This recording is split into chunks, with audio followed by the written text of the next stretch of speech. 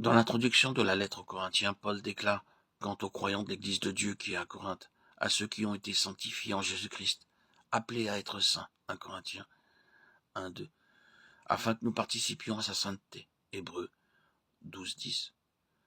Or, c'est par lui que vous êtes en Jésus-Christ, qui par la volonté de Dieu a été fait pour nous sagesse, justice, sanctification et rédemption, 1 Corinthiens 1, 30. Paul déclare que nous avons été sanctifiés, mais que nous sommes appelés à être saints. Tout croyant est donc déjà sanctifié en Jésus-Christ, mais il doit le devenir en expérience. C'est en vue de ce devenir que nous sommes par Dieu en Jésus-Christ. Il nous a plantés en lui. Christ, notre sanctification. La sainteté est la nature même de Dieu, et c'est en apprenant à demeurer en lui, instant après instant, que nous devenons graduellement ce qu'en lui nous sommes déjà. Nous devons permettre l'intervention constante de Dieu par l'Esprit pour détruire tout aspect de notre vie naturelle qui voudrait se manifester afin que le développement de la nature sainte de Christ puisse se poursuivre jour après jour. Nous devons être un avec le Saint-Esprit dans le travail d'émondage.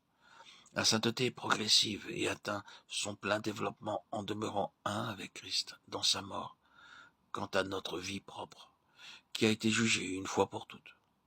Dieu ayant donné son verdict, jugeons-la aussi, et par une offrande joyeuse, livrons-nous à lui, le vivant.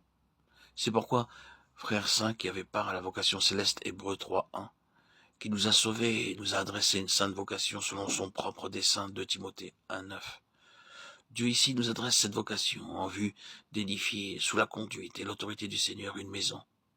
Mais Christ l'est comme fils sur sa maison, et sa maison, c'est nous, pourvu que nous retenions jusqu'à la fin la ferme confiance et l'espérance dont nous nous glorifions. Hébreux 3, 6.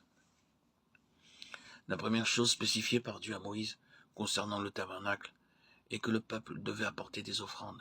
Exode 25, 1, 2. Ceci est un détail important à souligner, car bien que Dieu avait un plan parfait dans son cœur relatif à cette construction qu'il désirait, afin d'habiter parmi son peuple, elle ne pouvait se réaliser que si le peuple apportait des offrandes. Il en est de même aujourd'hui. Dieu nous adresse cet appel non plus pour édifier une construction matérielle, mais une maison spirituelle dont chaque croyant est une partie, si toutefois nous nous livrons à lui entièrement.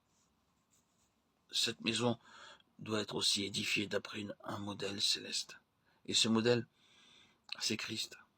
Ainsi, la maison de Dieu, dans toutes ses parties constitutives, est édifiée organiquement par la vie du Seigneur, circulant librement en chacun des membres.